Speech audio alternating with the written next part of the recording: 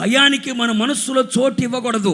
ఎలాంటి పరిస్థితి నీ ఎదురుగా వచ్చి నిలబడినా, ఎర్ర సముద్రమే వచ్చినా, యోర్దానే వచ్చినా, ఎరుకో గోడలే వచ్చినా, సింహపు బోనే వచ్చినా, అగ్ని బాణాలే వచ్చినా, చెరసాలే వచ్చినా, మన పితరులు ఎక్కడ భయపడినట్టుగా కనబడలేదు.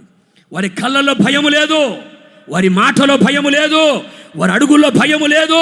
క్రీస్తు యేసును కలిగిన వాడు ఎప్పటికీ ధైర్యంగానే ఉంటాడు. మనకు ధైర్యాన్ని ఇవ్వడానికే యేసయ్య మన కొరకు కలువరి శిలువలో రక్తాన్ని కార్చి ఉన్నాడు.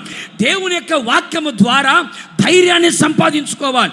దేవుని మీద ఉన్న నమ్మకాన్ని బట్టి, దేవుని మీద ఉన్న విశ్వాసాన్ని బట్టి మనము ధైర్యాన్ని తెచ్చుకోవాలి.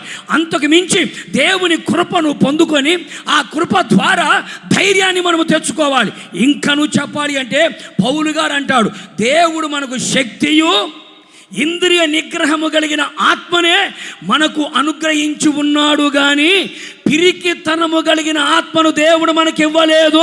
నీ నోట, నీ కళ్ళలో దేవుని మీద నమ్మకం, విశ్వాసం ఎందుకు ఉండాలో తెలుసా? ఆ విశ్వాసమే, ఆ కలవరి రక్తమే, ఆ వాక్యమే, ఆ పరిశుద్ధాత్మ శక్తి మనలో ధైర్యాన్ని కలుగచేస్తూ ఉంది, ధైర్యముతో నింపగలుగుతుంది. మన ధైర్యం మన యేసయ్య.